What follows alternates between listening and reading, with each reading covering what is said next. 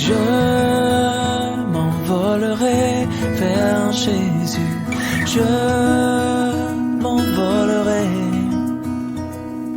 Je sais qu'un jour, à la fin de mon parcours, je m'envolerai. Seigneur notre Dieu et notre Roi, nous te bénissons encore pour ce nouveau jour. Reçois toute la gloire, Père, pour ce dimanche 3 mai 2015. Nous te remercions parce que c'est toi qui nous rassembles encore en ce lieu, Père, afin d'écouter ta parole. Seigneur, nous te disons merci pour ce premier jour, pour cet enseignement sur ton plan magnifique de salut révélé, ô Dieu, aux hommes. Nous voulons davantage t'écouter, Père.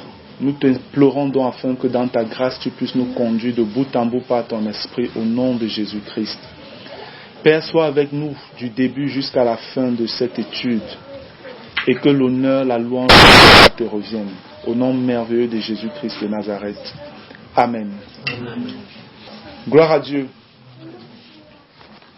L'enseignement est intitulé l'histoire de l'humanité telle que révélée par son Créateur. C'est vrai que au départ, c'était prévu de parler de la fin des temps. Et c'est vrai en réalité que nous parlerons de la fin des temps. Mais pendant que j'étais devant le Seigneur pour la préparation de ces enseignements, il m'est venu à cœur de ne pas simplement parler de la fin des temps de manière stricte ou de manière directe, mais d'essayer d'expliquer en réalité l'histoire de toute l'humanité telle que Dieu a choisi de nous la révéler, afin que davantage nous comprenions d'où nous venons, pourquoi nous sommes là et où nous sommes en train d'aller en fait. Ce sont des questions que les scientifiques, les savants et tout ça, ils parlent de questions existentielles. Et pour eux, jusqu'à aujourd'hui, ils ont du mal à trouver des réponses à ces questions-là. Simplement parce que la plupart de ces personnes, ils refusent l'idée d'un créateur. Mais ils sont en train de tabler sur des concepts d'évolution, de Big Bang et toutes les autres choses difficiles à comprendre en réalité pour le commun des hommes. Mais l'histoire de la création telle que révélée par le Créateur dans son livre, qui est la Bible, est accessible à tous les hommes. C'est accessible à tous les hommes. Ce sont les concepts humains qui sont véritablement compliqués en réalité. Et le Seigneur, déjà dans Ecclésiaste 7 au verset 29, disait que Dieu a fait les hommes droits, mais ils ont cherché beaucoup de détours, ils ont cherché beaucoup de complications. Et c'est pourquoi, dans les complications qu'ils cherchent, eux-mêmes se compliquent la vie. Amen. Mais je crois réellement que Dieu, connaissant l'homme, dans son amour, dans sa sagesse, n'a pas voulu compliquer les choses pour l'homme. Si Dieu nous a laissé un livre avec un langage que toutes les races sur la terre peuvent comprendre, et quand il dit race, parce que la Bible est le livre qui est le plus traduit dans le monde. Je ne sais pas s'il y a même encore une nation ou un groupe sur la terre dont la Bible n'est pas traduite en sa langue, dont la Bible est accessible à tout le monde avec un langage que tout le monde peut comprendre, du moins pour la chose essentielle qui est la connaissance de Dieu révélée par son Fils Jésus-Christ ou en son Fils Jésus-Christ pour le salut de l'humanité. Bien, pour ce premier jour donc, je commencerai d'abord par une mise en garde concernant l'étude des prophéties de la Bible.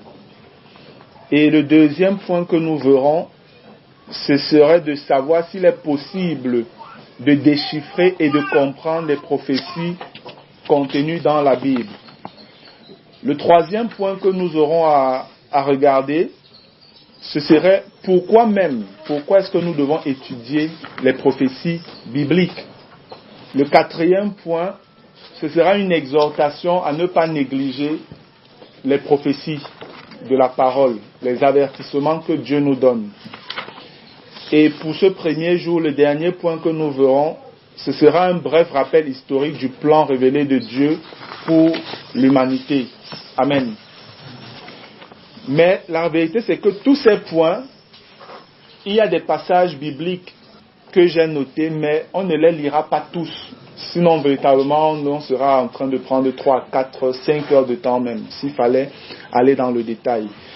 J'expliquerai certaines de ces notions en citant des passages pour point de référence, pour ceux qui veulent les noter, ou pour ceux qui pour aller examiner à la maison. Mais l'avantage aussi, c'est comme j'ai dit, comme c'est enregistré, donc vous n'avez pas trop à vous casser la tête en réalité, parce qu'après vous aurez le temps de réécouter tout doucement à la maison et à lire les passages qui seront donnés.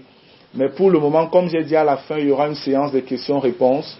Vous pouvez noter les passages qui vous viennent peut-être à l'esprit qui attirent votre attention pour poser les questions à la fin de l'enseignement. Amen. Bien, le premier point dans la mise en garde. La première mise en garde est liée à la frénésie qu'il y a autour de l'étude des prophéties. Qu'est-ce que j'entends par là? Vous savez, les hommes aiment beaucoup les choses qui sont un peu surnaturelles. Les hommes aiment beaucoup le surnaturel. C'est pas mauvais dans un sens. Mais la vérité aussi, c'est que parfois, on se lance dans l'étude des prophéties avec des mauvais motifs. Et ça, c'est dangereux en réalité. Beaucoup de personnes veulent étudier les prophéties et ça va après dans tous les sens. Et je dis l'étude prophétique ou des prophéties n'est pas simplement faite par les chrétiens. Non. Même les païens parfois se lancent dans certaines recherches mythologiques liées aux prophéties mythologiques pour arriver à certaines fins. Et c'est pourquoi on finit par se retrouver parfois avec des sectes un peu bizarres qui naissent autour des annonces prophétiques. Parce que sur le plan des prophètes, on ne parle pas de prophètes seulement dans la Bible. Il y a beaucoup d'autres religions qui parlent de prophètes, qui ont même leurs prophètes. Il y a beaucoup de sectes pernicieuses eux-mêmes, comme la franc-maçonnerie, la Rose-Croix et tout, qui ont leurs prophètes. Quelqu'un comme Albert Pike, qui est un très grand franc-maçon de 33e degré, un général américain, c'était l'un des grands prophètes de la franc-maçonnerie. Et Albert Pike est celui qui a annoncé la première, la deuxième et même la troisième guerre mondiale. Et tel qu'il avait annoncé, c'est comme ça que ces choses se sont déroulées en fait. Parce que c'est eux qui étaient derrière. Donc, même ces personnes étudient leurs prophètes également, comme nous étudions nos prophètes. Amen.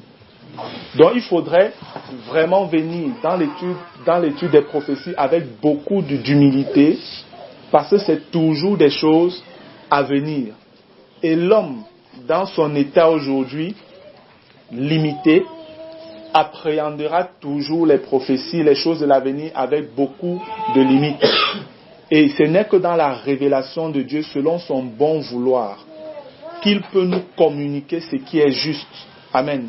C'est pourquoi nous devons nous approcher des études prophétiques avec beaucoup d'attention. Donc ça, c'était le premier point. Et la vérité, au lieu de se lancer comme ça à corps perdu dans l'étude prophétique, bien aimé, moi personnellement, selon ce que j'ai reçu du Seigneur, c'est que le plus important, ce qui est parfait devant Dieu, c'est d'apprendre à marcher par l'Esprit et de persévérer dans cette marche. Amen. Parce que là, on est toujours prêt. Là, nous sommes toujours prêts. Pourquoi je dis ça? Pour l'Église aujourd'hui, le véritable grand événement que les chrétiens attendent est l'enlèvement de l'Église. Et si vous étudiez les prophéties juste pour un remplissage, juste pour des connaissances, ça ne vous servira à rien. Parce que si vous passez le temps à étudier les prophéties et que votre vie n'est pas le reflet de la vie de Jésus-Christ, vous êtes en train de perdre du temps. Vous êtes en train de vous égarer. Parce que lorsque l'enlèvement même aura lieu, vous pourrez ne pas être enlevé. Alors que vous avez passé du temps à étudier ces choses-là. C'est pourquoi en réalité le plus important, c'est plutôt de se préparer toujours en se rassurant que nous marchons selon la volonté de Dieu tous les jours de notre vie. Amen. Le deuxième point, c'est une mise en garde sur les polémiques. Et moi, je dis des polémiques inutiles qui sont liées à l'étude des événements prophétiques. Et cela surtout sur le plan chronologique de l'accomplissement des prophéties. Qu'est-ce que je veux dire? C'est peut-être savoir à quel moment l'enlèvement aura-t-il lieu. Pour certains groupes de chrétiens, l'enlèvement aura lieu avant les 7 ans de tribulation. Pour d'autres, c'est pendant les 7 ans de tribulation. Pour d'autres encore même, c'est à la fin des tribulations. Et cela crée 3 camps au milieu des chrétiens. Et quand je parle de polémique inutile, c'est parce que à cause de ces différentes conceptions, frères, des assemblées se sont divisées, des frères se sont séparés, ne communiant plus ensemble, parce que chacun estimait avoir raison. Et à côté de l'enlèvement, il y a également toute la suite qui pourrait suivre. D'autres pensent qu'il y aura une 3e guerre mondiale avant l'enlèvement. D'autres pensent que ce sera après l'enlèvement. D'autres pensent que les noces de l'agneau, ce sera au ciel. D'autres pensent que les noces vont se faire, non, à la fin de la tribulation, pendant le millénaire. Vous voyez que ça va dans tous les sens en réalité. Et chacun des groupes a un point de référence, ou des points de référence dans la Bible toujours. Chacun va prendre un passage, il va l'interpréter à sa manière, ou selon qu'il comprend, selon ses qualités, ses capacités, je ne sais pas. Et il sort une doctrine dessus. Et il s'accroche mordicus sur ce qu'il croit. Et sur cette base, il traite totalement les autres de personnes étant dans l'erreur, parfois même d'hérétiques, et de faux prophètes, de tout ce que cela peut encore créer. Et ça crée tout ce que ça peut créer à la fin. Des divisions, des inimitiés entre des frères. C'est pourquoi je parle de polémique inutile. Parce qu'en réalité, frères, si nous sommes en train d'attendre pour l'Église l'enlèvement, à quoi cela sert-il de savoir exactement même l'enlèvement aura-t-il lieu avant, après, pendant la première guerre ou la 3e guerre mondiale aura lieu à telle ou telle période, les noces c'est à telle ou telle période, jusqu'à ce que nous nous divisions. À quoi bon? Le plus important encore, pour ma part je crois, c'est de pouvoir marcher par l'Esprit. Amen. C'est de se rassurer de marcher chaque jour dans la sanctification, dans la crainte du Seigneur. De telle enseigne que si l'enlèvement a lieu maintenant, que vous soyez prêts pour partir. Si l'enlèvement a lieu pendant même la tribulation, que vous soyez toujours prêts à supporter tout ce qui va arriver et de pouvoir partir le moment venu. Donc, ce n'est pas important de se diviser à cause de l'accomplissement chronologique des prophéties. Ce n'est pas la volonté de Dieu. Moi, je ne pense pas. C'est vraiment pas la volonté de Dieu. Donc ça encore, c'est une mise en garde. Ne passez pas le temps à discuter entre vous ou avec d'autres frères sur l'enlèvement, c'est à ce moment, telle chose, c'est à ce moment, telle chose, c'est à ce moment, telle chose. Peut-être ça peut être important pour vous, mais ce c'est véritablement essentiel pour l'édification des personnes qui vous écoutent. Peut-être c'est la question qu'il faudrait se poser. Le 3e point et dernier sur le point des mises en garde, je dis, dans l'étude des prophéties, nous devons savoir que les prophéties ont très souvent un multiple accomplissement qui se termine par un plein accomplissement au temps marqué par l'Éternel. Qu'est-ce que ça veut dire? Ça veut dire que les prophéties bibliques, en réalité, ne s'accomplissent pas toujours d'un seul coup. Le Seigneur peut promettre ou peut annoncer quelque chose. Vous voyez la chose se produire un moment, mais ce n'est pas la totalité de cette chose-là qui s'accomplit. Parfois, c'est des centaines d'années, des milliers d'années même après, que la chose entre dans son plein accomplissement. Et ça, c'est un peu... Je vais prendre un exemple. Lorsque vous regardez la promesse que Dieu fait à Abraham, la Bible nous révèle dans le livre de Galates que la bonne nouvelle a d'abord été annoncée à Abraham. Et Dieu annonçait à Abraham qu'il allait susciter une descendance à Abraham par laquelle le monde entier serait béni. Et plus loin, le Seigneur nous révèle dans Jérémie, au chapitre 31, le verset 31, que c'est de la nouvelle alliance que Dieu était en train de parler à Abraham. Dieu l'annonça à Abraham. Abraham pourrait peut-être attendre là pour voir cette chose. Mais Hébreu nous fait comprendre qu'il ne l'a pas vu. Il n'a pas vu l'accomplissement de cette chose. Et même l'accomplissement de Jérémie 31, qui est la signature de la nouvelle alliance avec le peuple juif, cela ne s'est pas fait tel que l'on pourrait penser que la chose devrait se faire.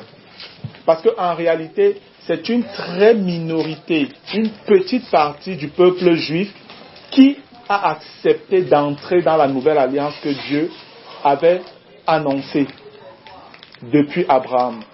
C'est une petite partie. Mais ça n'empêche que cette prophétie s'est accomplie déjà en partie avec les apôtres qui étaient là, qui ont accepté, les Pierre, les Jean, les Jacques et tous les autres. Amen. C'était les Juifs, c'est à eux que la nouvelle alliance avait été promise. Ce n'était pas aux nations, c'était au peuple juif. Mais la grande majorité du peuple juif a rejeté cette annonce du Seigneur, cette offre du Seigneur, cette nouvelle alliance. Mais plus tard, la Bible nous révèle que Israël finira par accepter cette alliance-là. Amen. Et une grande majorité donc du peuple entrera dans cette nouvelle alliance, reconnaissant Jésus-Christ comme leur roi, comme leur Messie, comme leur sauveur. Et c'est eux à ce moment qui seront les missionnaires de Dieu dans le royaume millénaire. Parce qu'ils auront accepté le message que Dieu leur avait annoncé il y a des milliers d'années. Amen. Donc nous voyons que quelque chose qui a été annoncé à Abraham s'accomplit des milliers d'années plus tard, et même pas totalement. Voilà plus de 2000 ans qu'on est entré dans la nouvelle alliance, mais ce n'est pas totalement accompli. Et ça s'accomplira plus tard encore. C'est la même chose avec la prophétie de Joël. Lorsque le Seigneur dit que dans les derniers temps, vos fils et vos filles prophétiseront, vos vieillards auront des songes et vos jeunes gens auront des visions. Quand nous regardons dans Actes chapitre 2, à partir des versets 15, l'apôtre Pierre fait savoir que c'est l'accomplissement de cette prophétie. Amen. Mais en réalité, ce n'est pas le plein accomplissement de cette prophétie. C'est juste le début. On peut parler de prémices. Et c'est pourquoi justement, Jacques et même Romains nous font comprendre que nous sommes simplement dans les prémices. Amen. Nous qui sommes dans l'église présentement, nous avons les prémices de l'esprit. Donc, comme les prémices, ça veut dire la première partie. Parce qu'il y a une deuxième partie qui va être accomplie. Et cette deuxième partie, la prophétie qui avait été faite dans Joël 2, c'était une prophétie qui concernait premièrement le peuple juif. Mais là encore, le peuple juif ne l'a pas pleinement accueilli parce qu'ils ont rejeté leur Messie, leur Sauveur. Mais le moment vient où le peuple juif acceptera leur Messie, et la Bible nous fait comprendre dans le livre de Zacharie que Dieu répandra un esprit de supplication, de repentance sur le peuple juif, alors ils seront également remplis du Saint-Esprit comme nous sommes remplis aujourd'hui. Et on verra en ce moment-là les fils et les filles qui vont prophétiser de la part de l'Éternel. Nous verrons davantage des vieillards qui auront des songes et des jeunes gens qui auront des visions. Amen. Donc voilà les trois premiers points sur lesquels je voulais attirer notre attention. Ça nous aidera pour la suite de notre étude. Amen. Le deuxième grand point est de savoir s'il est possible de déchiffrer et de comprendre les prophéties contenues dans la Bible. Vous savez, pendant longtemps, on nous a fait croire que les prophéties de la Bible n'étaient pas accessibles et même que la Bible n'était pas un livre facilement compréhensible pour le commun des hommes. Pour pouvoir comprendre la Bible, encore plus les prophéties, il fallait faire une école de théologie ou une faculté de théologie, il fallait aller dans des séminaires et toutes ces choses-là. Mais nulle part dans les Écritures, cela n'est dit ainsi. Ça, c'est encore des pensées humaines. Parce que lorsqu'on parle de prophétie, il est question de révélation. Et la révélation ne fonctionne pas avec les enseignements des hommes. La révélation dépend essentiellement de l'Esprit de Dieu lui-même. Amen. Et c'est pourquoi je crois qu'il est possible de comprendre les prophéties contenues dans la Bible. Si le Seigneur a voulu que ces choses-là soient écrites, dans un livre utilisé par des hommes, avec un langage que les hommes peuvent comprendre, ce n'est pas pour les garder dans le flou ou dans le mystère. Non. C'est parce que il était possible d'examiner et de comprendre ces choses-là. Parce que le Seigneur lui-même nous fait comprendre dans le Proverbe 25, au verset 2, le Seigneur dit, la gloire de Dieu, c'est de cacher les choses. Amen. Et la gloire des rois, c'est de sonder les choses. Donc en réalité, c'est notre responsabilité que de chercher, de fouiller dans les Écritures. Nous avons la responsabilité de sonder les Écritures. Et c'est en sondant les Écritures que le Seigneur nous éclairera sur des choses qui parfois sont floues encore pour nous. Amen. Mais, bien aimé, je vous avouerai aussi que je me suis rendu compte que très peu de chrétiens lisent la Bible. Malheureusement, très peu de chrétiens lisent la Bible. Je dis simplement lire. Parce que s'il faut parler d'études et de méditation, c'est encore plus grave. Et dans cet état de choses, ce n'est donc pas étonnant que les chrétiens, pour la grande majorité, soient ignorants des choses qui concernent la parole de Dieu, qui concernent leur Dieu. Et ça, je veux profiter juste pour exhorter davantage les frères et sœurs, à les encourager. S'il vous plaît, prenez le temps, prenez la peine de lire la Bible, je vous en supplie. En lisant ne serait-ce que 3 chapitres par jour, vous pouvez terminer toute votre Bible en un an. Et il y a des chapitres qui sont assez courts. Donc vous pouvez vous asseoir en 30 minutes, vous frappez même une dizaine de chapitres. Mais les chrétiens prennent très peu de temps, même pas 15 minutes pour lire un chapitre. C'est très difficile. Mais en même temps, ils sont prompts à discuter, parfois lorsqu'on leur annonce des choses qui sont dans la parole. C'est toute la folie qu'il y a derrière cette chose-là. Des chrétiens qui ne lisent pas la Bible, mais qui passent leur temps soit à regarder des films dits chrétiens, soit à lire certaines brochures de personnes, ou encore à écouter ce que les uns et les autres disent dehors. Et c'est avec ça qu'ils veulent souvent discuter avec d'autres personnes. Et parfois avec des personnes qui lisent les Écritures. Et c'est pourquoi il y a souvent autant de difficultés, autant d'incompréhension. Donc je vous en supplie, je vous exhorte, bien-aimés, prenez le temps de lire la parole. Amen. La réponse à la question de savoir s'il est possible de déchiffrer et comprendre les prophéties de la Bible est oui. Je pense que c'est possible. Et comme je l'ai déjà dit, il faut simplement s'attendre au Seigneur en cherchant, en sondant les Écritures. Et le Seigneur lui-même, selon son bon vouloir, selon sa souveraineté, vous révélera ce qu'il voudra vous révéler. Amen. Et on peut faire référence à, regardons dans Daniel le chapitre 12, le verset 4. Il est dit au prophète Daniel là-bas, « Toi, Daniel, tiens secrète ces paroles et scelle le livre jusqu'au temps de la fin. Plusieurs alors le liront et la connaissance augmentera. » Amen. Le Seigneur dit à Daniel de sceller le livre jusqu'au temps de la fin. Sceller, c'est un peu comme pour dire fermer, voiler également. Donc, que ce ne soit pas compréhensible pour ton moment. Et c'est pourquoi Daniel lui-même ne pouvait pas pleinement comprendre tout ce que le Seigneur lui avait révélé. Mais Dieu dit qu'il y a un temps où la chose sera décelée et où les gens pourront commencer à étudier et à comprendre. Amen. Et il dit bien que c'est jusqu'au temps de la fin. Que c'est vers la fin que la chose sera davantage communiquée aux hommes. Et lorsque nous regardons, nous devons comprendre que nous sommes parvenus au temps de la fin depuis la venue du Seigneur Jésus-Christ sur la terre comme agneau et souverain sacrificateur. C'est à ce moment-là que nous sommes entrés dans la période de la fin des temps. Amen. Regardons un peu dans Joël 2 dont on a parlé tout à l'heure. Ouvrons nos Bibles dans Joël, le chapitre 2. Je vais lire les versets 28 et 29. Il est écrit, et vous savez, certaines versions sont divisées de manière différente. Il y a certaines versions des Bibles qui ont joué jusqu'au chapitre 4. D'autres qui ont Joël simplement juste au chapitre 3. Donc, en réalité, quand il dit Joël chapitre 2, versets 28 à 29, dans d'autres versions, ce serait Joël chapitre 3, les versets 1 et 2. Voici ce qui est écrit. Après cela, je répandrai mon esprit sur toute chair. Vos fils et vos filles prophétiseront, vos vieillards auront des songes, et vos jeunes gens des visions. Même sur les serviteurs et sur les servantes, dans ces jours-là, je répandrai mon esprit. Amen.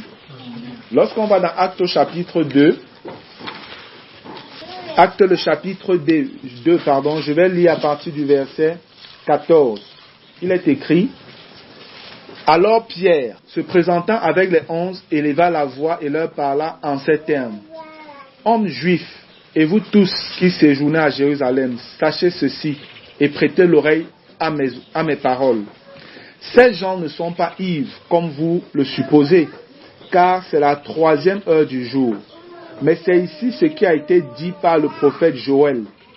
Dans les derniers jours, dit Dieu, je répandrai de mon esprit sur toute chair. Vos fils et vos filles prophétiseront, vos jeunes gens auront des visions, et vos vieillards auront des songes. Oui, sur mes serviteurs et sur mes servantes, dans ces jours-là, je répandrai de mon esprit et ils prophétiseront. Amen. On voit que la prophétie de Joël était annoncée pour les derniers jours.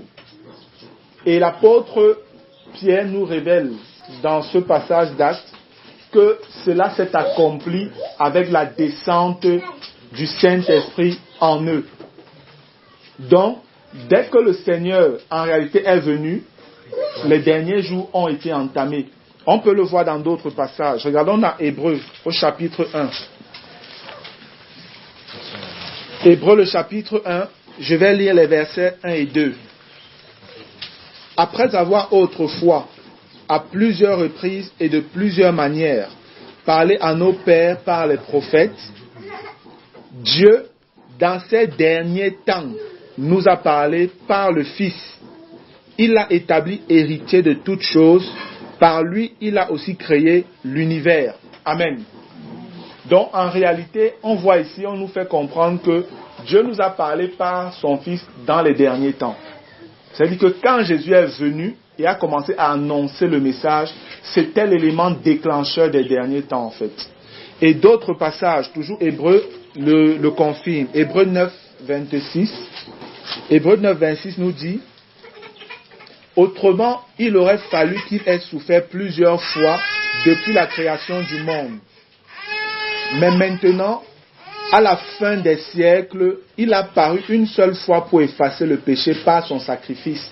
Quand on parle de la fin des siècles, c'est la même expression en fait pour parler des derniers temps. On nous dit que Christ a apparu à la fin des siècles pour effacer le péché. Et lorsque nous comprenons ça, en réalité, ça nous donne de comprendre, frère, que nous sommes vraiment à la fin des temps. Amen. Parce que la fin des temps, ce n'est pas maintenant. Nous, on a l'habitude de parler souvent de fin des temps parce qu'on voit tout ce qui se passe. Mais c'est juste que la chose est allée de manière crescendo, donc en évoluant. Dès que Jésus est venu, il y a eu un élément déclencheur qui a produit beaucoup d'autres choses. Et nous sommes au niveau du sommet de cette chose-là. Et vous savez, lorsqu'on atteint parfois le sommet, après il faut descendre. Amen. Quand on atteint le sommet, c'est un peu ce qu'on appelle le paroxysme ou le climax. Et après, on commence à chuter. Et c'est où en réalité nous sommes. Les hommes ont géré les choses jusqu'au point où ils sont dépassés, ils ont atteint leurs limites. Et ce sont ces limites-là qui sont davantage perceptibles aujourd'hui. Amen. Regardons un autre passage qui nous parle toujours, qui atteste que nous sommes dans les derniers temps. Dans 1 Pierre. 1 Pierre, le chapitre 1, les versets 18 à 20. Voilà ce qui est écrit. Vous savez que ce n'est pas par des choses périssables, par de l'argent ou de l'or, que vous avez été rachetés de la vaine manière de vivre que vous aviez hérité de vos pères, mais par le sang précieux de Christ, comme d'un agneau sans défaut et sans tache, prédestiné avant la fondation du monde. Il fut manifesté à la fin des temps à cause de vous. Amen. Donc on nous dit encore ici que Jésus a été manifesté à la fin des temps. Et vous voyez, ça fait aujourd'hui 2000 ans par là que le Seigneur est venu et il est parti. 2000 ans que Dieu parle de la fin des temps. Ça peut être surprenant pour nous, ça peut être long. Mais en réalité, le Seigneur nous dit qu'un jour est comme 1000 ans devant lui et 1000 ans comme un jour. Ça veut dire que Dieu ne juge pas le temps comme nous. Et nous, en tant qu'enfants de Dieu, en tant que serviteurs de Dieu, nous devons simplement nous soumettre à la volonté de Dieu. Amen. Nous devons simplement nous soumettre à la volonté de Dieu. Le monde peut se moquer que mais depuis qu'il a dit et tout ce qu'on connaît là, ils peuvent faire des chansons dessus pour se moquer du Seigneur. Mais la vérité, c'est qu'ils n'ont pas les notions de Dieu, ils n'ont pas la sagesse de Dieu, ils n'ont pas la pensée de Christ. C'est pourquoi ils peuvent voir les choses comme ils voient. Nous, aujourd'hui, quand on regarde, c'est vrai, au regard humain, on pourrait se dire, mais ça fait quand même longtemps. 2000 ans déjà, Dieu, attends, est-ce que ta promesse, là, elle est vraie? Mais la vérité, c'est que pour le Seigneur, lui, le temps n'est pas jugé au regard humain. Amen. Dieu a son calendrier, Dieu a sa notion du temps, et c'est avec elle qu'il fonctionne. Donc nous comprenons par tous les passages que nous avons lus, que nous sommes parvenus à la fin des temps depuis la période où Jésus est venu sur la terre. Et jugez donc, si depuis ce temps on était déjà à la fin des temps, combien plus à cette heure où nous sommes, 2000 ans plus tard. 2000 ans plus tard. C'est véritablement la fin de la fin, en réalité. Nous sommes vraiment à la fin de la fin et à un début d'un nouveau commencement pour une nouvelle ère. Amen. Toujours dans la réponse concernant la possibilité de comprendre les prophéties contenues dans la Bible. Au prophète Daniel, il lui a été dit de sceller la prophétie. Mais après, quand Jésus arrive, Jésus fait ce qu'il a à faire de la part du Père, et puis il meurt, il ressuscite, il part au ciel. Des années plus tard, il révèle à l'apôtre Jean des choses concernant toujours l'humanité, l'histoire de l'homme. Mais la chose intéressante, c'est que l'ange que Jésus a envoyé parler à Jean, cet ange l'a dit plus tôt, dans Apocalypse au verset 22, le verset 10. L'ange dit plutôt, ne scelle point les paroles de la prophétie de ce livre, car le temps est proche. Amen. À Daniel, on avait dit scelle. Des centaines d'années après, on vient parler à l'apôtre Jean, qui était le dernier des 12 apôtres encore vivants, prisonnier là-bas sur l'île de Patmos. L'ange qui vient lui parler, de la part du Seigneur Jésus, lui dit, ne scelle pas, donc ne voile pas, ne cache pas, parce que le temps est proche. Les gens vont davantage lire. Le temps est venu où les gens peuvent maintenant comprendre. Le temps est venu où les gens peuvent lire et comprendre. Je suis disposé maintenant à leur révéler ce qui était caché avant. Amen. Et c'est pourquoi justement, depuis un certain temps, la compréhension des prophéties bibliques a été un peu plus accessible aux hommes. Et ça, pas simplement directement lié aux révélations de Dieu, mais aussi aux événements qui se déroulent dans le monde, aux évolutions technologiques, aux évolutions scientifiques et tout ce qui se produit en fait, à l'évolution démographique même, à l'évolution démographique de l'armée des nations. Parce que, vous savez, une des prophéties qui secouait parfois les gens qui étudiaient les prophéties avant, c'est lorsque dans l'Apocalypse, on parle d'une armée de 200 millions de personnes. Les hommes à leur époque là, ils disaient que c'est impossible, que cette prophétie ne peut pas être prise à la lettre. Ce n'est pas possible, il n'y a aucune armée comme ça dans le monde. Mais c'est vrai, sur le plan démographique, il n'y avait pas assez de population. Mais aujourd'hui, il est prouvé que la Chine seule peut avoir une armée de 200 millions de personnes. Et la Bible nous révèle que cette armée viendra de l'Orient, donc justement de ce côté de la Chine-là. La Chine et l'Inde mélangées peuvent avoir encore plus, parce que c'est les deux nations qui ont le milliard en termes de population. Les Chinois sont 1 milliard et plus, vous vous rendez compte? Les Indiens, c'est pareil. Qu'est-ce que 200 millions à côté maintenant? Et cela montre encore la véracité de la parole de Dieu. Amen. Dieu annonce des choses des centaines et voire des milliers d'années avant que cela s'accomplisse. Les hommes ont parfois du mal à comprendre, mais c'est avec le temps que la chose est davantage exposée. Gloire à Dieu. Et sur ce point également, dans Daniel chapitre 8, le verset 19, toujours concernant la capacité ou la possibilité de pouvoir comprendre les prophéties, le Seigneur dit dans Daniel au chapitre 8, le verset 19, « Puis il me dit, je vais t'apprendre ce qui arrivera au terme de la colère, car il y a un temps marqué pour la fin. » Amen. Dieu lui-même promet de nous apprendre cela. Il dit à Daniel, je vais te l'apprendre. À Daniel, il a révélé un certain nombre de choses, sans toutefois donner des détails. Mais à nous aujourd'hui, le Seigneur donne davantage de détails.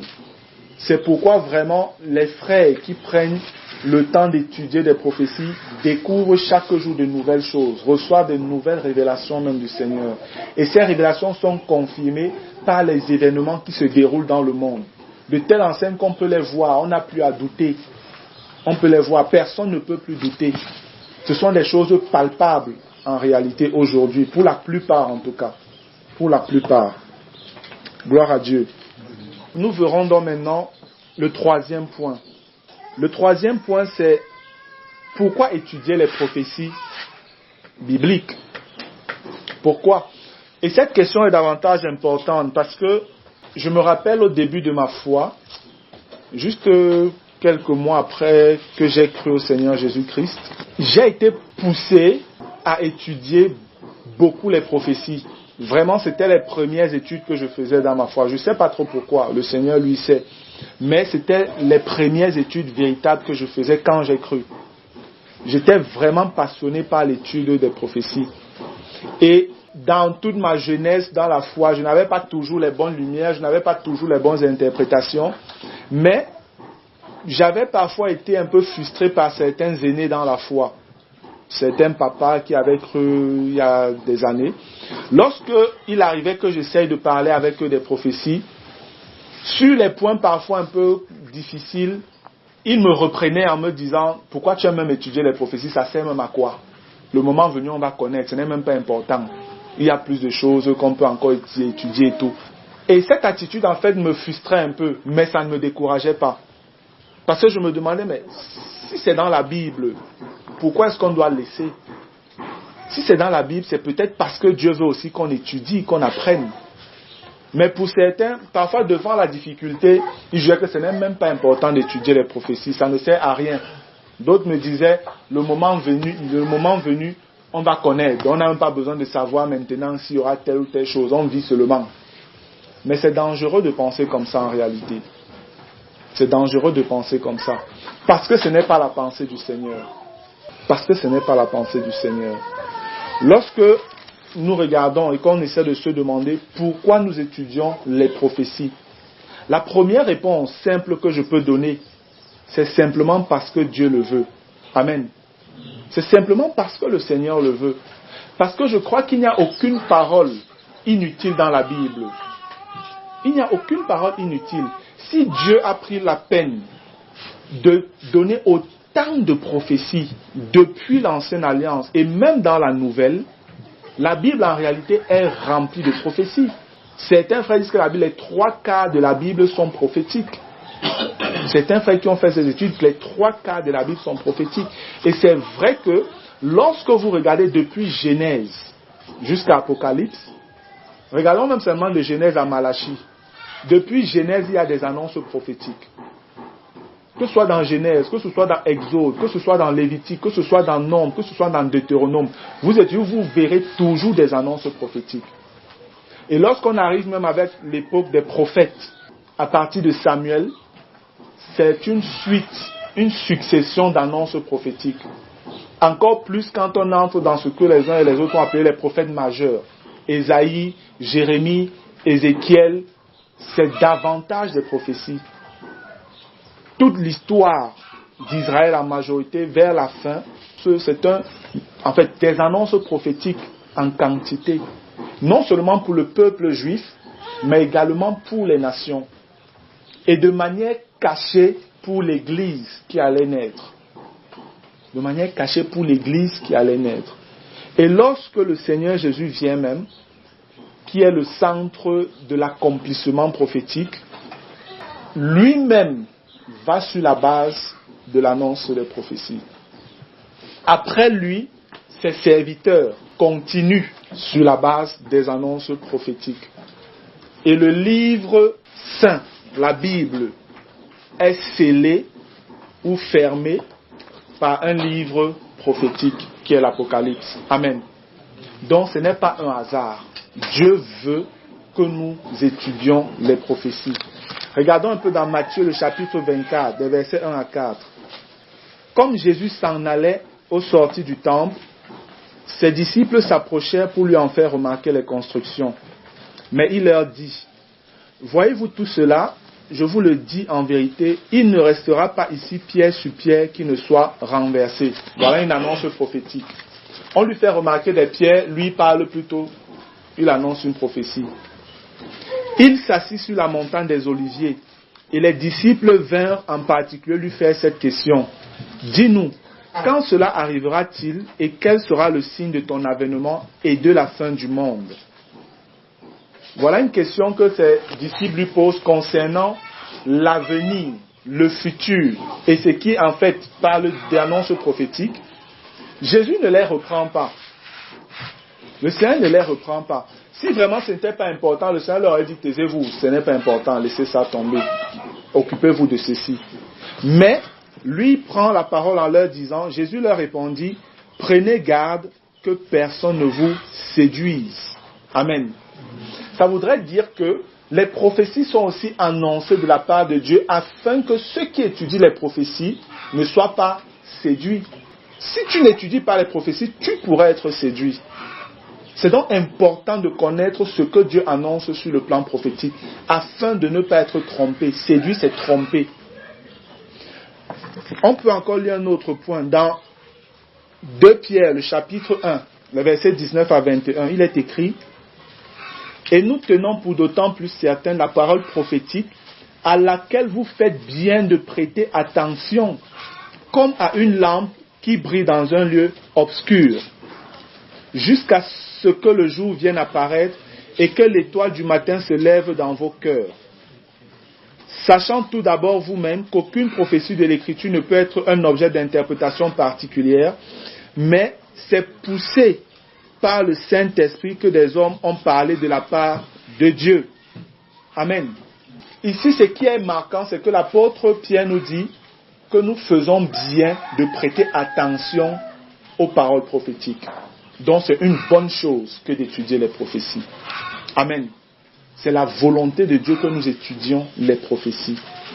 Et vous savez, c'est avec l'expression d'un blâme que le Seigneur annonce certaines paroles à l'endroit de son peuple Israël. Parce que Dieu leur avait dit un certain nombre de choses. Dieu les avait avertis même de manière prophétique pour un certain nombre de choses. Mais ils n'ont pas pris garde aux paroles du Seigneur. C'est comme s'ils méprisaient un peu les prophéties. C'est comme s'ils ne prenaient pas en compte ce que le Seigneur leur disait. Et quand on regarde dans Jérémie au chapitre 8, Jérémie le chapitre 8, le verset 7, voilà ce qui est écrit. Même la cigogne connaît dans les cieux sa saison. La tourterelle, l'hirondelle et la grue observent le temps de leur arrivée. Mais mon peuple ne connaît pas la parole de l'Éternel. Ici, en fait, il est question de paroles prophétiques. Parce que Dieu avait annoncé un certain nombre de choses. Et Dieu dit que même ces animaux connaissent observer les temps et savoir que bientôt voici ce qui va arriver. Et ils prennent des dispositions en fonction de cela. Mais les hommes ne savent pas discerner ces choses. C'est pourquoi on parle souvent d'animaux migrateurs ou oiseaux migrateurs. Il y a des oiseaux qui vivent dans une certaine région, un certain temps de l'année. Et après un moment, ils commencent à partir. Ils se retrouvent dans une autre région, parfois très éloignée. Et on les voit voyager souvent en groupe. Parce que c'est le temps des migrations. Peut-être ils savent que non, bientôt, c'est le temps du grand froid ou c'est le temps de l'hiver pour ceux qui sont en Europe. Et ce ne sera plus propice, ce ne sera plus bon, ce ne sera plus facile pour nous de trouver à manger ici. Commençons à partir. Donc ils se préparent. Dès qu'ils voient, ils ont des signes que Dieu leur a inculqués dans la nature et en eux. Dès qu'ils voient ces signes apparaître, ils savent que non, le moment là approche. Ils n'ont pas, je ne crois pas que les oiseaux ont des prophètes. Mais leur prophète, en fait, c'est Dieu qui a mis des éléments dans la nature pour qu'eux discernent. Et eux, ils savent discerner ça. La cigogne, l'hirondelle, la tourterelle, toutes ces choses, les animaux savent discerner ces choses. Et ils prennent des dispositions afin de ne pas être attrapés ou d'être surpris par le malheur. Malheureusement, les hommes, faits à l'image et à la ressemblance de Dieu au départ, sont totalement dans l'ignorance pour la plupart de ces choses-là. Parce qu'ils ne prennent pas le temps de prêter attention aux paroles prophétiques que le Seigneur a contenues dans son livre. Plus grave encore, même des chrétiens ne prennent pas garde à cela. Même des chrétiens ne prennent pas garde à cela. Alors que la Bible nous parle du fait que Jésus viendra pour ceux qui attendent son retour. Et lorsqu'on regarde dans Matthieu le chapitre 16, au verset 3, le Seigneur dit, toujours en blâmant les hommes, vous savez discerner l'aspect du ciel et vous ne pouvez discerner les signes des temps. Parfois les hommes ont la capacité, surtout ceux qui ont vécu ou qui vivent en campagne. Il y a des gens qui ont vécu en campagne, il suffit qu'ils regardent le ciel. Ils peuvent vous dire que d'ici 3 minutes, il va pleuvoir. Et réellement, après, il pleut. C'est pas que c'est un sorcier ou c'est un prophète, non. C'est qu'il a appris à discerner les mouvements des nuages et tout ça. Quand même il peut commencer à tomber un peu de pluie, de gouttes de pluie, il vous dit que non, ça va passer, il n'y a rien. Il ne va pas pleuvoir, allons. Et réellement, après, ça s'arrête. Il y a des personnes comme ça. Et Jésus dit, mais si vous arrivez à discerner les signes des temps, des saisons là, pourquoi est-ce que vous n'arrivez pas à discerner les temps que vous êtes en train de traverser? Pourquoi nous, en tant que chrétiens, nous n'arrivons pas à sentir les moments que nous sommes en train de vivre? Pourquoi est-ce que certains vivent encore comme si il y a encore 1000 ans avant que le Seigneur vienne, comme si non, tout va continuer de manière habituelle, ce sera toujours comme ça? Vous savez, lorsque quelqu'un se prépare pour un voyage, ou lorsque quelqu'un veut voyager, la personne se prépare, n'est-ce pas? Chacun, quand il veut voyager, il se prépare. Il s'arrange à vérifier s'il a l'argent pour, à vérifier s'il a le sac propre, à vérifier si ses habits sont propres. Selon la région où il va partir, est-ce qu'il fait frais, est-ce qu'il fait chaud? Il prépare les habits pour les circonstances avant de se mettre en route. Mais les chrétiens aujourd'hui, pour ceux-mêmes qui savent qu'il y a un voyage que nous sommes en train de préparer, ils vivent comme si la chose se fera toute seule. Personne ne viendra arranger ton voyage pour toi. C'est toi qui dois l'arranger. Et le grand départ, le grand voyage que nous attendons, c'est l'enlèvement de l'Église. Amen. Le retour du Seigneur Jésus dans les airs pour chercher sa fiancée qu'elle épouse. Gloire à Dieu. Pourquoi devons-nous étudier les prophéties? L'étude des prophéties nous donne un témoignage vivant de ce que la Bible est réellement le livre de Dieu donné aux hommes. C'est aussi pourquoi nous étudions les prophéties. Parce que par les prophéties, on peut avoir l'assurance que ce que nous avons comme livre sacré, la Bible, est le véritable livre de Dieu. Il n'y a aucun livre sur la planète Terre qui est donné autant de prophéties avec une exactitude que la Bible. Aucun autre livre. Il y a plein de livres qu'on dit livres sacrés qui existent. Et certains de ces livres ont aussi des annonces prophétiques. Mais c'est toujours des annonces floues. Ce n'est jamais clair.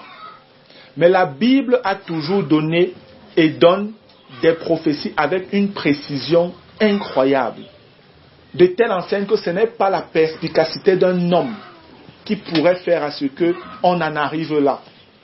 Parfois, l'homme avait son ingéniosité pour essayer d'évaluer, d'examiner certaines choses et de prédire ce qui pourrait arriver. Parfois, ça arrive. Mais sur 10 prédictions, il y a peut-être 1 ou 2 seulement qui arriveront. Alors que la Bible, sur une centaine de prédictions, les 100 s'accomplissent exactement comme la Bible a annoncé. Le Seigneur est allé jusqu'à annoncer parfois la délivrance de son peuple au travers d'un roi en donnant le nom Cyrus des centaines d'années avant qu'il ne naisse. Et il est né, il a porté le nom Cyrus et il a fait exactement ce que Dieu avait annoncé qu'il devait faire. Lorsque vous regardez dans le livre de Daniel, le chapitre 11 particulièrement, il y a une histoire qui est contée là-bas, une guerre entre le roi de l'Est, le roi d'Orient et tout ça. Et c'est une histoire qui est déjà accomplie. Il y a un philosophe grec du nom de Porphyre. Ce philosophe, ayant lu cette histoire, et ayant su ce qui s'était passé réellement dans l'histoire, vu la période où cela avait été annoncé, parce que l'histoire avait été annoncée 700 années avant que cela ne s'accomplisse. À Daniel, 700 années avant que cela ne s'accomplisse. Quand Porphyre a lu cette histoire, Porphyre a dit, il est impossible que cette histoire ait pu être écrite au moment où on dit qu'elle a été écrite. Parce que c'était incroyable pour lui, c'était un philosophe grec. Lui n'arrivait pas à comprendre que qui peut donner les détails d'un déroulement historique avec autant de précision. En réalité, si c'était un homme davantage sage, il aurait compris qu'il fallait simplement qu'il s'incline devant la souveraineté du Dieu de la Bible. Amen. Mais pour lui, il disait que non, cette histoire a été écrite au IIe siècle. Donc, 200 ans après l'histoire, alors que ça a été écrit 700 ans avant l'histoire. C'est comme ça que Dieu confond les sages. Amen. C'est comme ça qu'il confond les sages. Donc l'étude des prophéties nous conforte sur le fait que la Bible est le livre de Dieu et que le Dieu révélé dans la Bible est le seul vrai Dieu. Amen. Certaines personnes peuvent demander, mais il y a Allah, il y a Bouddha, il y a Confucius, il y a, ou alors même le vrai Dieu dans tout ça. Où est la vraie religion? Où est? Prenez simplement la Bible. Demandez à la personne, assieds-toi, étudions les prophéties bibliques et regardons si l'histoire ne nous dit pas ce qui s'est accompli. Dieu a décrit avec une précision l'évolution et les changements des royaumes humains sur la terre. Commençant par Babylone, les Mèdes et les Perses, et puis les Grecs et enfin les Romains. Et cela s'est accompli exactement comme cela avait été annoncé. La Bible est véritablement le livre de Dieu parce que Dieu est le seul être qui existe dans tout l'univers qui puisse annoncer avec précision le passé, le présent et l'avenir, sans se tromper. Et c'est exactement ce que la Bible fait. Amen. Vous devez donc comprendre combien est précieux le livre que Dieu nous a donné. Vous devez comprendre combien est précieux ce livre. Et en réalité, s'il y a un livre que les hommes devaient tous lire, c'est la Bible. Ce ne sont pas les livres de physique, de mathématiques, d'histoire, géographie et tout qu'on nous pousse le temps à lire. Mais c'est ce livre. Parce que s'il faut comprendre, s'il faut répondre aux questions existentielles dont j'ai parlé au début, d'où venons-nous, pourquoi sommes-nous là, où allons-nous? Mais il n'y a que dans ce livre qu'on peut avoir la réponse. Amen. Il n'y a que dans ce livre qu'on peut avoir la réponse. L'autre point, nous étudions les prophéties parce que par les prophéties, le Seigneur nous met en garde contre les séductions à venir. Ça, je l'ai déjà dit. Lorsque vous regardez dans Matthieu 24, 25, le Seigneur, en parlant de tout ce qui va se produire dans le monde, finit en disant, voici, je vous l'ai annoncé d'avance. Donc en réalité, le Seigneur nous annonçait les prophéties, ou nous donnait des prophéties, pour que nous ne soyons pas surpris comme ceux du monde. C'est pourquoi Dieu nous donnait des prophéties. Ce n'est pas juste pour remplir la Bible, pour que ce soit difficile à lire. Non. C'est parce qu'il y avait des choses importantes pour notre bien. Et le dernier point que j'ai relevé, pour lequel nous devons étudier les prophéties bibliques, le Seigneur promet de la joie ou encore de la félicité à ceux qui étudient, qui écoutent et qui gardent les paroles de la prophétie. Amen.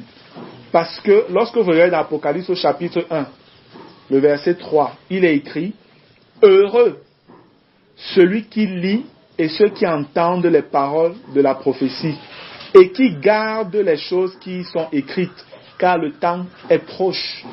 Le Seigneur dit heureux. Et au chapitre 22 d'Apocalypse, toujours au verset 7, le Seigneur dit, et voici je viens bientôt. Heureux celui qui garde les paroles de la prophétie de ce livre. Pour moi, c'est un peu comme une révélation de la part de Dieu. Que le dernier livre de la Bible, le dernier livre qui scelle la révélation de Dieu, au premier chapitre de ce dernier livre, le Seigneur ouvre ce chapitre presque en disant heureux. Amen. Et il conclut ce livre, chapitre 22, en disant encore heureux. En réalité, le Seigneur est en train de dire, ceux qui connaissent tout ce qui va se produire dans l'avenir sont heureux. Amen. Jésus lui-même a dit, vous êtes heureux si vous savez ces choses, à condition que vous les mettiez en pratique. Et vous savez, quand on regarde, le Seigneur dit, heureux celui qui lit et ceux qui entendent les paroles de la prophétie et qui gardent les choses qui y sont écrites. Le terme garder ici, en fait, en grec, c'est l'expression théréo. Et théréo ne veut pas simplement dire garder que tu prends, tu gardes. Non. Théréo, en fait, veut dire prendre soin, mettre en pratique, porter attention à. Amen. Donc, l'expression garder veut dire mettre en pratique. Ce n'est pas, c'est écouter, c'est lire, c'est écouter, c'est comprendre et c'est vivre. Amen. C'est vivre. Si tu vis selon ce que Dieu annonce, alors tu es heureux. Et toutes les calamités annoncées dans le livre de la prophétie ne t'atteindront pas. Mais, si tu les écoutes et que tu es un auditeur oublieux, tu écoutes, c'est beau, c'est intéressant, c'est une belle histoire, et après tu rentres continuer à vivre dans ta vie de péché, mon ami, tu ne peux pas être heureux. Tu ne peux pas être heureux parce que tu es loin de tes rêves. Tu n'as pas gardé soigneusement, tu n'as pas mis en pratique ce que le Seigneur annonçait. Tu as négligé ce qu'il disait. Et tu seras dans la situation du peuple juif qui a reçu les oracles, les prophéties, les alliances, les promesses, les patriarches. Mais on méprisait tout cela. Et on connaît jusqu'aujourd'hui tout ce qui est arrivé au peuple juif et ce qui lui arrive encore à cause de cette négligence-là. Amen. Bien, nous passons au quatrième point. Le quatrième point, en réalité, je l'ai intitulé 2 Corinthiens 5, 17 à 21. J'aimerais qu'on lise rapidement. Je vais lire 2 Corinthiens 5, je vais lire les versets 17 à 21. Voici ce qui est écrit. Si quelqu'un est en Christ, il est une nouvelle création. Les choses anciennes sont passées, voici toutes choses sont devenues nouvelles. Et tout cela vient de Dieu qui nous a réconciliés avec lui par Christ et qui nous a donné le ministère de la réconciliation. Car Dieu était en Christ réconciliant le monde avec lui-même, en n'imputant point aux hommes leurs offenses. Et il a mis en nous la parole de la réconciliation.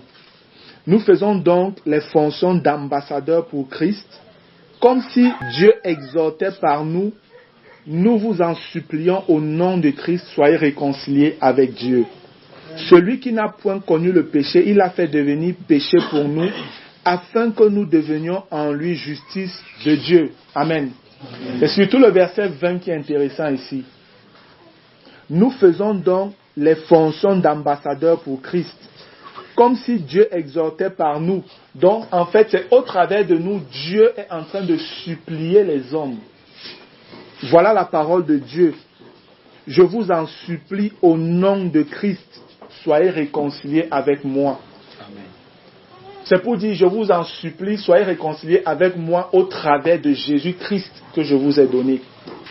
Et je dis, il faut faire attention, frère, de mépriser cette annonce, cet avertissement, cette parole du Seigneur, cette supplication de Dieu là.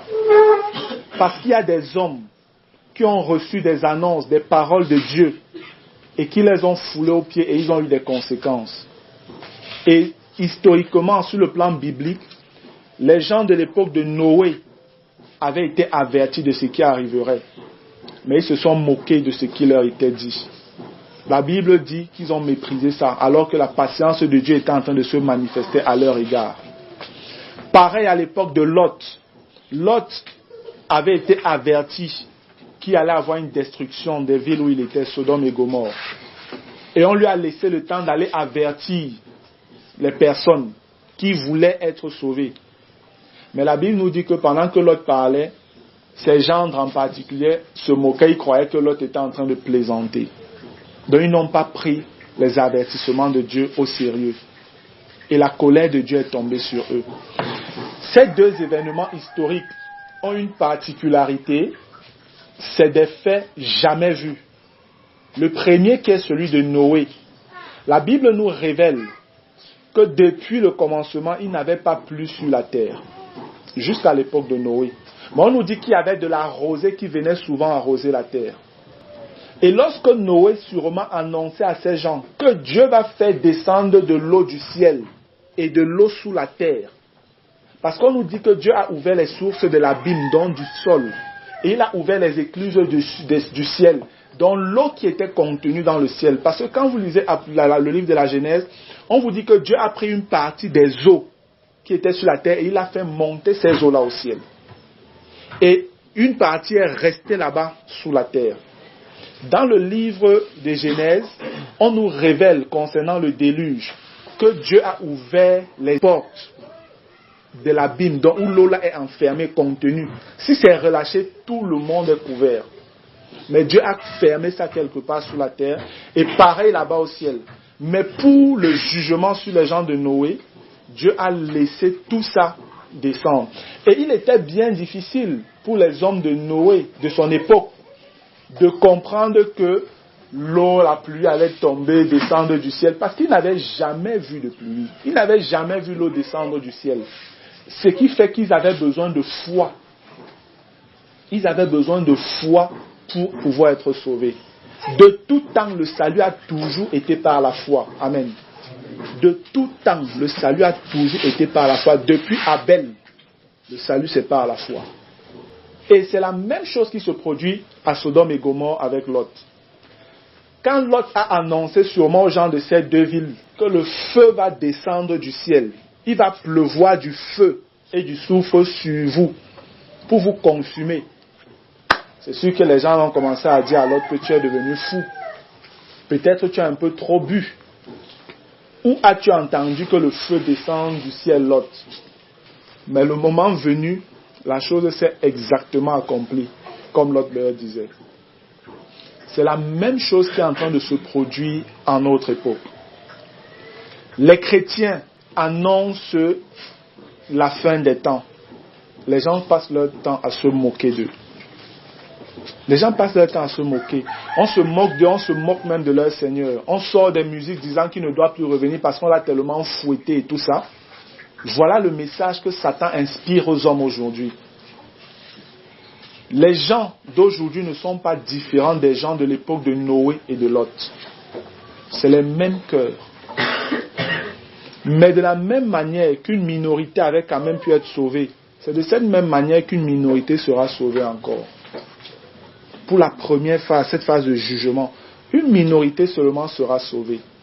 J'aimerais qu'on lise rapidement dans 2 Pierre. 2 Pierre, le chapitre 3. Je vais même lire à partir du verset 1. Il est écrit: Voici déjà, bien-aimés, la seconde lettre que je vous écris. Dans l'une et dans l'autre, je cherche à éveiller par des avertissements votre saine intelligence, afin que vous vous souveniez des choses annoncées d'avance par les saints prophètes et du commandement du Seigneur et Sauveur enseigné par vos apôtres. Sachez avant tout que, dans les derniers jours, il viendra des moqueurs avec leurs railleries et marchant selon leur propre convoitise. Donc on voit que ce sont des gens qui sont plutôt attirés par les choses de la terre, les plaisirs de la terre. Ils disent, où est la promesse de son avènement? Car depuis que les pères sont morts, tout demeure comme dès le commencement de la création. Et c'est exactement ce que les hommes disent aujourd'hui. Ceux qui étudient les prophéties savent que cela est vrai. Donc quand ils disent ces choses, ça ne devrait pas frustrer les chrétiens, pas le moins du monde. Au contraire, ça devrait vous donner de l'assurance que vous êtes dans la vérité. Parce que des milliers d'années avant, Dieu avait annoncé que les gens diraient ça. Je me rappelle une fois, j'étais à Douala, au centre culturel français, à Akwa. Et il y avait un groupe de rappeurs qui étaient là, au centre. Et on a commencé à discuter des choses de la foi. Ils parlaient des choses de la foi. Et moi, j'ai commencé à annoncer le salut en Jésus-Christ. Et pendant que je parlais du salut en Jésus et du fait que le monde est en train d'aller vers sa fin, ils ont commencé à se moquer de moi. Et comme c'était des rappeurs, des stars du monde, les gens comme Bouddha, les sultans Ho Chi Minh, que certains connaissent, ils disaient on était tous là ensemble. C'est des gens qu'on voit à la télé. Et moi, on ne me connaît pas. Mais en réalité, pendant que je leur parlais, Bouddha, en l'occurrence, a commencé à se moquer de moi, disant, dis donc Martial, laisse ça tomber. Ça fait combien d'années qu'on a dit que Jésus va revenir? Lui-même a dit ça, il est ouf. Les choses sont toujours pareilles. Le monde va continuer comme ça et tout. Dès qu'il a dit ça, j'ai ouvert ma Bible. Et quand il a parlé comme ça, il y a des jeunes qui étaient là, qui nous écoutaient, qui ont commencé à rire. Parce qu'ils se moquaient de moi. Quand ils ont commencé à rire, moi j'ai ouvert ma Bible à ce moment et j'ai lu ce passage de 2 Pierre, le chapitre 3. J'ai lu surtout le passage où on disait « Sachez avant tout que dans les derniers jours, il viendra des moqueurs avec leurs railleries et marchant selon leur propre convoitise. Ils disent où est la promesse de son avènement, car depuis que les pères sont morts, tout demeure comme dès le commencement de la création. » Je vous dis frère, quand j'ai lu ça et que je leur ai dit « Vous êtes simplement en train d'accomplir les paroles de mon Dieu. » Je ne sais pas ce qui s'est passé. Les rires ont cessé. Je ne sais pas ce qui s'est passé, mais ils ont arrêté de rire. Et c'est où la conversation s'était arrêtée. Dehors, Bouddha est venu me voir et il me dit, toi Martial, tu es dangereux. Si c'est que tu pouvais juste encore acquérir un peu de science, tu serais quelqu'un de très intéressant. Et il parlait de sciences, des sciences ésotériques. Amen. Parce qu'il est dans des choses bizarres, des sorcelleries, des sectes bizarres là. Mais ça avait arrêté la discussion. Nous devons connaître la parole. Amen. Amen.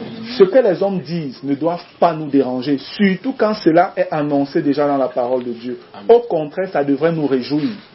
Parce que ça démontre encore que notre Dieu est vrai.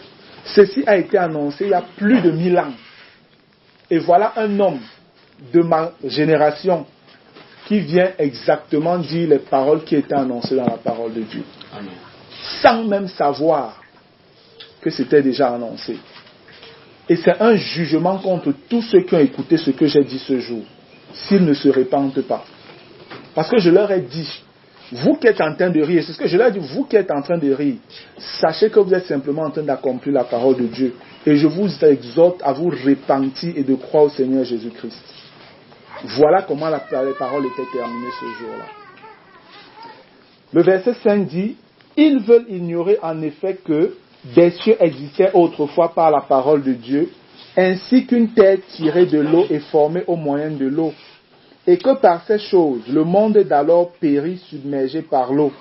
Mais par la même parole, les cieux et la terre d'à présent sont gardés et réservés pour le feu, pour le jour du jugement et de la ruine des hommes impies. Mais il est une chose, bien-aimés, que vous ne devez pas ignorer, c'est que devant le Seigneur, un jour est comme 1000 ans, et 1000 ans sont comme un jour.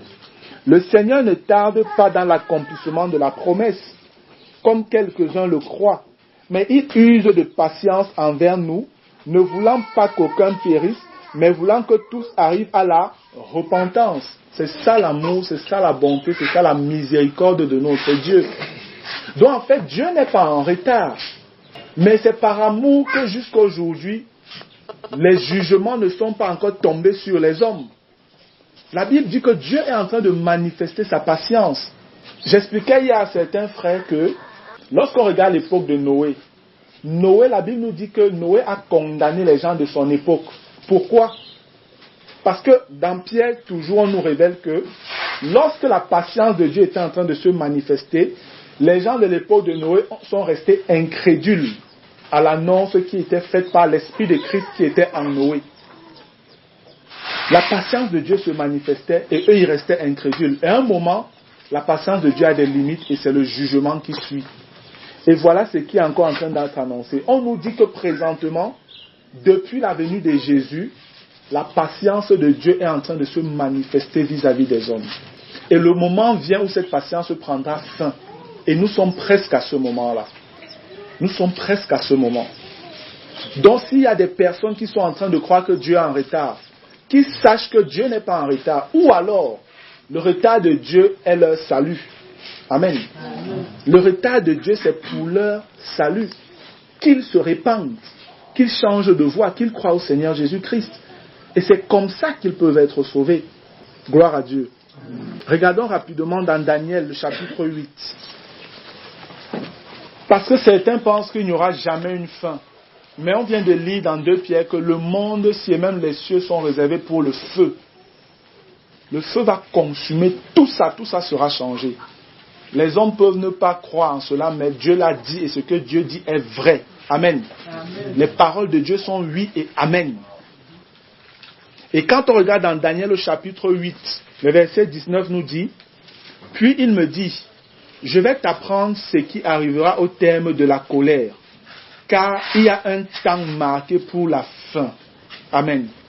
Frère, il y a un temps pour la fin de toutes choses. Les hommes peuvent croire que non, les choses depuis le temps des pères, les choses continuent, il n'y a pas de souci, c'est la même chose. Les gens meurent, les gens naissent, on continue, il y a évolution et tout ça. D'autres espèrent même bientôt aller habiter sur la Lune, sur Mars et toutes ces choses-là. Mais c'est de la tromperie, c'est Satan qui est derrière. C'est de la séduction. La Bible nous révèle qu'il y a un temps marqué pour la fin. Si la fin n'est pas encore arrivée, c'est parce que ce temps n'est pas marqué par l'homme. C'est marqué par le Dieu souverain de l'univers. Amen. Il y a réellement un temps pour la fin.